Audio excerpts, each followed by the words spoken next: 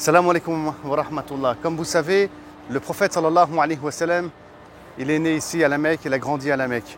La révélation, elle a commencé quand il avait 40 ans. Et à un moment donné, le prophète sallallahu alayhi wa sallam, alors qu'il a été banni des Bani Hashim et qu'on veut le tuer ici à la Mecque, les Qurayshites lui veulent vraiment du mal, il va aller à Taïf, le prophète sallallahu alayhi wa sallam, qui se trouve environ à 90 km de la Mecque. Et sur le chemin du retour, parce que ça se passera très mal pour lui à Taïf, on va lui jeter des pierres, etc. Il y a l'ange des montagnes qui va se présenter au prophète sallallahu alayhi wa sallam, qui lui est inquiet par rapport à son devenir. C'est-à-dire que là, il revient à la Mecque, mais on risque de le tuer. Et là, l'ange des montagnes va proposer, il va dire, si tu le souhaites, je renverse les deux montagnes sur la cité. Et la cité ici, comme on le sait, à travers les explications et les commentaires de ce récit rapporté par Bukhari, c'est la Mecque, c'est pas Taïf, beaucoup se trompent ici. Et les deux montagnes qu'il veut renverser, elles sont bien connues et bien célèbres. C'est Abu Qubays et Quwayqa'an. Quant à Abu Qubays, c'est cette montagne-là. Voilà, il y a des travaux voilà, il y a des hôtels qui sont dessus, qui sont construits. Et ces hôtels-là, ils existent depuis environ 40 ans. Ils sont parmi les plus anciens grands hôtels qu'il y a devant le Haram. Voyez. Et donc là, on n'est pas loin du mont Safa.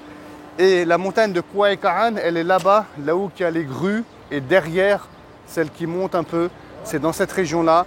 Bien sûr, aujourd'hui, Quwayqa'an a été dynamité, mais c'est au pied de la montagne de Quwayqa'an qu'il y a le mont Marwa. Donc on voit bien ici, subhanallah, parce que la Kaaba, elle est à l'intérieur ici, au centre, que Abu Qubays et Quwayqa'an, ils voulaient comme ça les renverser sur la cité mécoise. Et c'est pour ça qu'il est important de connaître les lieux de Médine si on veut, les lieux de la Mecque, excusez-moi, si on veut mieux comprendre la sira du prophète sallallahu alayhi wa sallam. C'est des montagnes qui sont connues et les noms sont connus. Si vous voulez en savoir plus sur la Mecque, n'hésitez pas donc à suivre ma playlist, Inch'Allah. On va aborder tout plein de sujets, mais le prophète sallam, qu'est-ce qu'il va faire ici? Il va faire des douas. Il va faire des douas pour les habitants de la Mecque, pour qu'Allah subhanahu wa ta'ala, il guide à l'islam, donc la génération à venir. Et effectivement, ils vont tous devenir musulmans comme Khalid ibn Walid ou bien Safwan ibn Umayya et comme d'autres encore.